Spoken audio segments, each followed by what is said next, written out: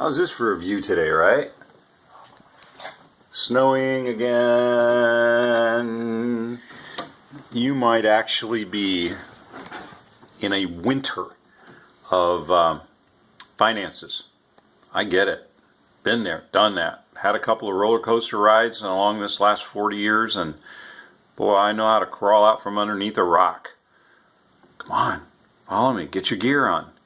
I'm often using the expedition metaphor or the let's go climb Mount Everest metaphor as a way of becoming self-actualized, a way of becoming not just self-aware but understanding and not being gamed by AI. So I'm going to invite you on a journey that's an expedition to that self-understanding.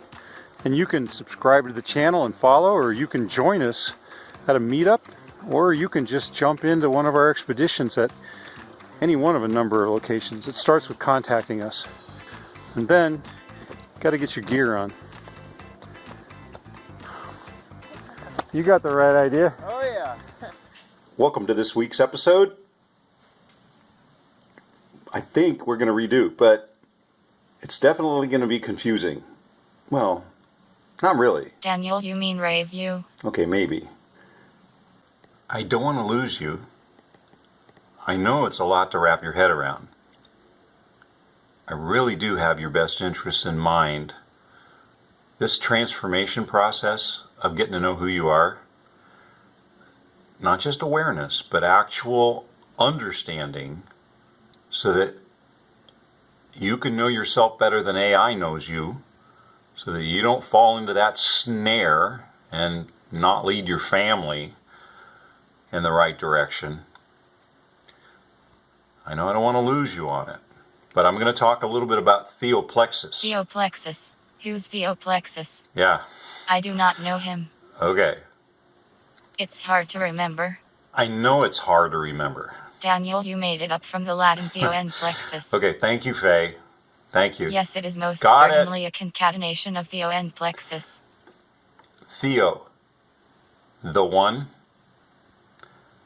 Plexus, many. Complex, get it? My name's Comp, C-O-M-P. Complex, obviously. Theoplexis, right? That sticks. The one to many. A platform of syndication. Like a syndication. Hello. Can you see all the little mind maps in that one? All right, good. Theoplexis, we're going to talk about that one for a minute. And I want to share with you about at least 4 business models. You are getting old. 3, not 4. That we could, is that right? No. See? 100% wrong 50% of the time. This is what to expect. 3 different business models and 4 packages. That makes 12 variables of how this could fit your journey at an entry point you can afford and are scared to do. Guarantee it. And in the midst of doing it, more crazy is going to happen because the invisible world is going to block you at every way. If you don't believe it, just watch my episodes. I'm telling you what it's really like. Talk to any entrepreneur. You won't believe the horror stories. And I want you to succeed. All right, so the monologue is going to be ending here. Let's talk about theoplexis and a scene I shot last night. Let me see if I can catch you up to speed. If you're some of the guys in Arizona or across Texas or even in New York. So last year we started a series of episodes in a social enterprise on 360 Men on personal transformation to be able to get ready for convergence, for rapidly accelerating change, so that you don't become part of the useless class by simply laying around being entertained or find yourself disrupted by emerging technologies. Whew, that's a lot. Look, I'm looking out for you. I got your back, right? And the point of the entire year was to talk about personal transformation. So remember, you got to look around, see what's happening, and that includes boulders in your field. Let's talk about that one for a second. Those boulders are all around. They're signs in the middle of your vineyard, in the middle of what you're already doing. And sometimes you got to acknowledge that they are right there waiting to be tapped into. They may be an obstacle you got to pivot from. They are obviously hanging around for most people to see. Fast forward, I go to Manhattan, meet with some guys from Wall Street. They're fabulous young men looking out for my back. Daniel, if you don't share your talent, Scripture says that not only will it be taken from you for burying it, but God's going to take your shovel as well. So I can't just go hang out in an Airstream, drive around the country, and think everything's just happy. That's the story, right? So, what's it like to be an entrepreneur? Well, guess what? Look back. There's a whole year of the journey. It's a lot of iteration. It's a ton of do-over. It's learning to face things you don't want to face and have fear you don't want to feel. And guess what? It's all trying to get you to go where you're capable of going. Right? Let's talk about separating social enterprise, right? That is ministry, the thing in your gut you want to do to help mentor, to help guide, to help lead. Let's think about separating that just for a little bit in order to become more profitable. Elon Musk had to do it. He sold off his battery tech to, I believe it was Mercedes, in order for him to fund another, stage of his growth. Okay, I'm grinning because there's been so many interruptions, so many challenges, right? Marcus Aurelius, the obstacle is the way. People want to know, what's it really like to be an entrepreneur? I mean, you go raise a bunch of money, you get capital, and you buy fancy cars and travel a lot, and you have a meltdown like Theranos, or no, it's mostly top ramen and celery and peanut butter, sleeping on your futon, working late hours, and hoping to heck you get a break. And the entire time you're fighting to keep the lights on, trying to stay warm, you're trying to stay fed, you're trying to not burn out and be cranky, you're trying to iterate, and it's just like climbing the mountain that you see me talk about. So, by the way, you can do better on the food. Promise me that you can do.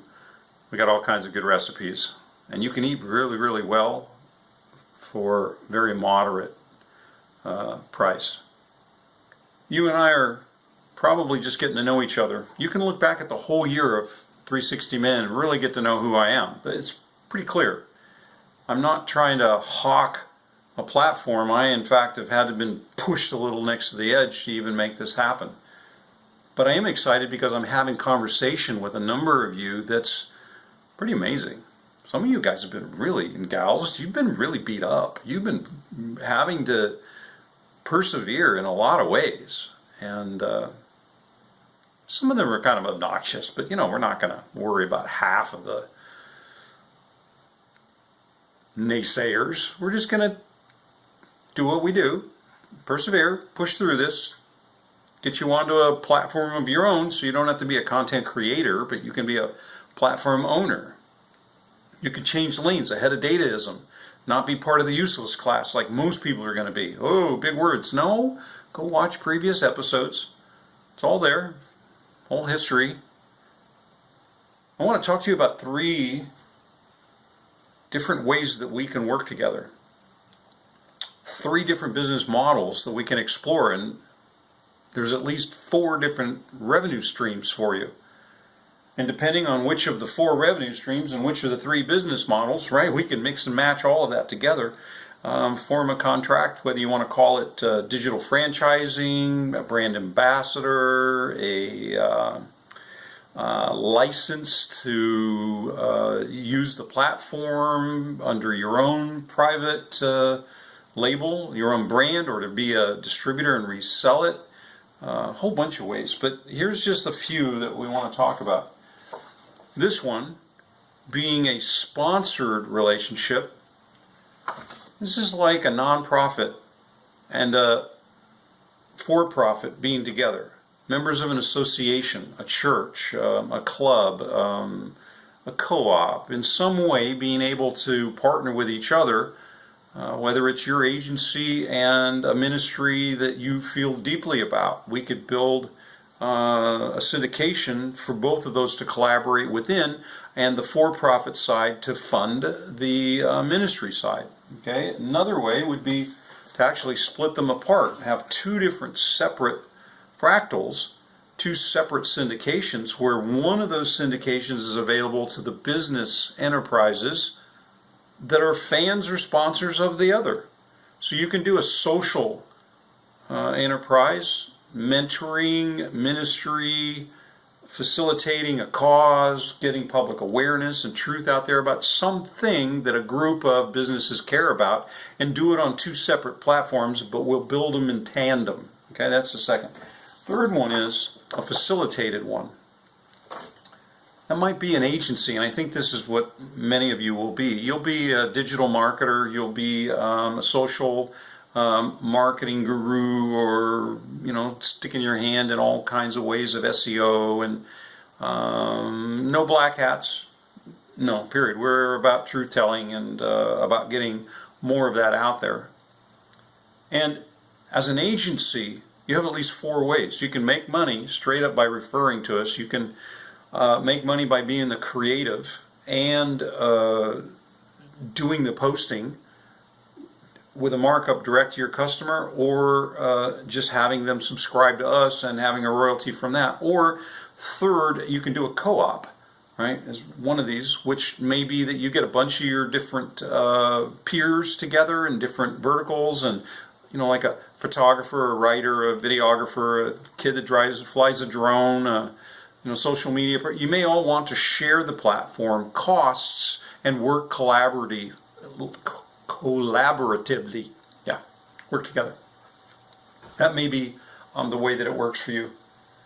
Or you may just be an agency that wants to act as not just a brand ambassador, but actually a reseller, so that you have us build the platform for your client. You then do some portion or all of the content management of it and the syndication of it. We then stay sort of lying in the background. Or we may build for your own agency, your own syndication, which could be hyper-local, across your entire metro, super intense. Have a look at Manhattan, for example. Or it could be statewide, look at Arizona. It could be nationwide. Many other projects are doing it that way. So you may be wondering, well, okay, now he's doing the sales pitch. No, I'm still sorting. I'm only going to work with a handful. I'm still going deep in relationship in order to have the most enduring, the most sustainable business model. I don't want everyone to use this. Actually, quite the opposite. I want the few to use it. So if something here resonates with you, you'd like more information, you'd like to have a dialogue, a phone call, a Zoom, something like that, then by all means, let's set that up. If I can help you change lanes ahead of what's emerging, dataism, so that you can actually become a platform owner, not just a contributor to someone else's platform as a content creator.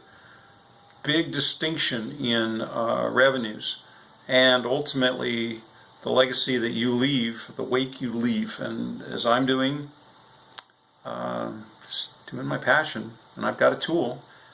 And, I hope you can tell this is pretty authentic, pretty real. We're entrepreneuring, and doing it for 42 years. So come on, you can come follow me.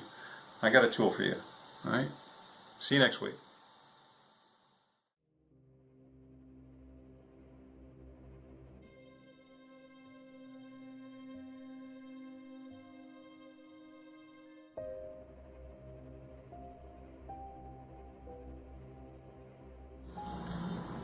First thing I want you to notice is that there is a huge boulder in the middle of their vineyard. And ask yourself, which one was first? I think the boulder was there first. And then they built the house and the barn, but somebody had to sell them the land. And I'm sure that somebody would have gone, what's with that big boulder?